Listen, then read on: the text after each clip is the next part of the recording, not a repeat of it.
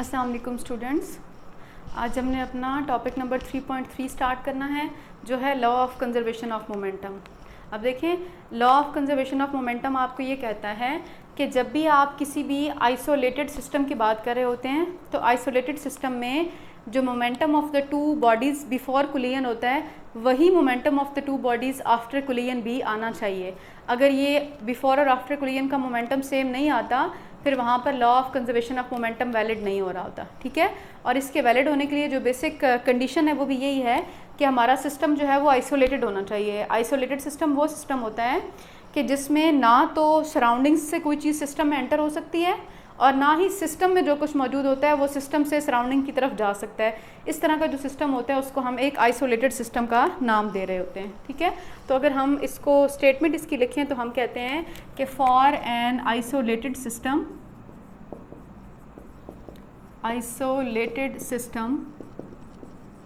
momentum of the system before collision should be equal to momentum of the system after collision। कि जो दो bodies हैं उनका collide करने से पहले का जो मोमेंटम है वो कोलाइड करने के बाद वाले मोमेंटम के हमेशा इक्वल होना चाहिए। ठीक है, अगर हम इसकी मैथमेटिकल फॉर्म पर बात करें तो मैथमेटिकली हम इसको लिखते होते हैं कि P F minus P I जो है वो ज़ीरो होना चाहिए। इसका मतलब है फाइनल मोमेंटम और इनिशियल मोमेंटम भी ज़ीरो होना चाहिए।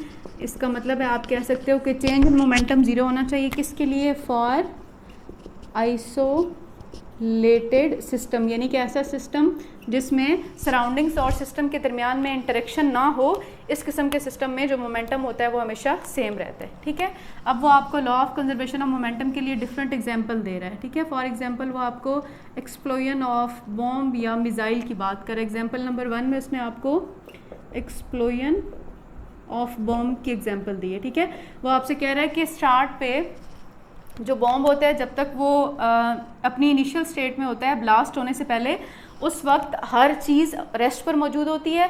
इसका मतलब है जो इनिशियल मोमेंटम होता है बिफोर एक्सप्लोजन वो होता है ज़ीरो के इक्वल, क्योंकि हर चीज़ रेस्ट पर होती है। ठीक है, लेकिन जब भी बॉम्ब ब्लास्ट होता है तो बॉम्ब के अंदर जो स्टोर्ड केमिकल एनर्जी होती है, chemical energy of the particle जो है वो ट्रांसफॉर्म होके काइनेटिक एनर्जी में चेंज हो जाती है। ट्रांसफॉर्म होके काइनेटिक एनर्जी में चेंज क्यों हो जाती है?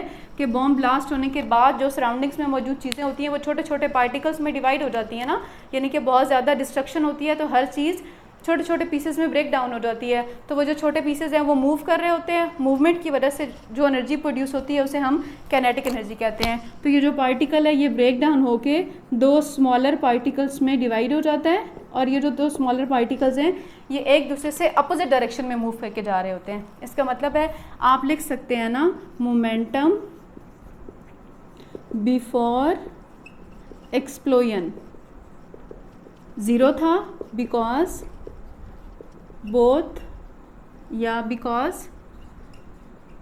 Everything is at rest.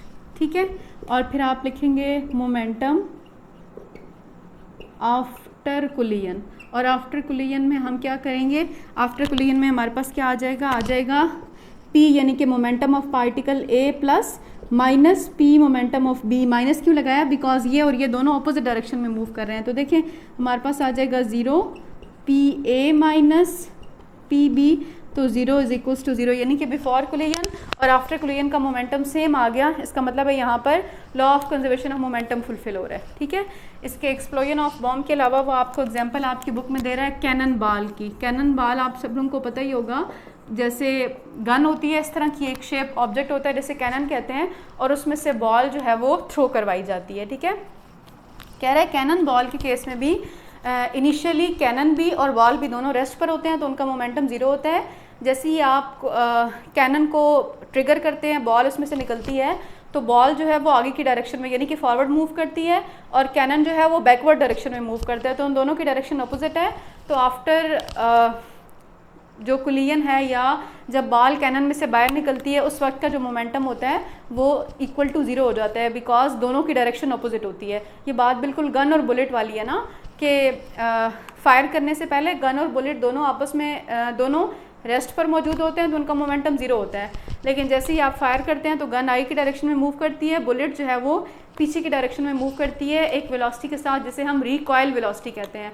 तो इस केस में भी बुलेट का आगे जाना और गन का पीछे जाना दोनों की वेलोसिटी अपोजिट है, तो जब आप दोनों सेम स्पीड से मूव कर रहे होते हैं जस्ट अपोजिट डायरेक्शन होती हैं, तो फिर +5 -5 लेट सपोज अगर दोनों की वेलोसिटी 5 थी ना, ये कैंसिल होकर आपको इसका रिजल्ट 0 दे देंगे। ठीक है, इसके अलावा वो आपको क्रिकेट बॉल की एग्जांपल दे रहा है कि क्रिकेट बॉल के केस में पहले जो होती है वो दोनों चीज़ें रेस्ट पर होती हैं, लेकिन जैसे ही बॉलर बॉल फेंकता है बॉल आकर बैट के साथ हिट करती है तो बॉल आई की डायरेक्शन में मूव करती है और हिट करने के बाद बैट्समैन जिसके हाथ में बैट होता है वो पीछे की डायरेक्शन में मूव करता है। इसका मतलब है कि दोनों की अपोजिट डायरेक्शन की वजह से यहाँ पर भी जो momentum after striking the ball होता है वो मोमेंटम सेम रहता है। तो ये आपको वो डिफरेंट एग्जांपल्स के थ्रू बता रहा है कि law of conservation of momentum में जो दो बॉडीज़ आपस में इंटरेक्ट कर रही होती हैं या जो दो बॉडीज़ आपस में कोलाइड कर रही होती हैं, अगर आप उन दोनों बॉडीज़ को आइसोलेटेड सिस्टम में रखें या अज्यूम करें कि वो एक आइडियली आइसोलेटेड सिस्टम है,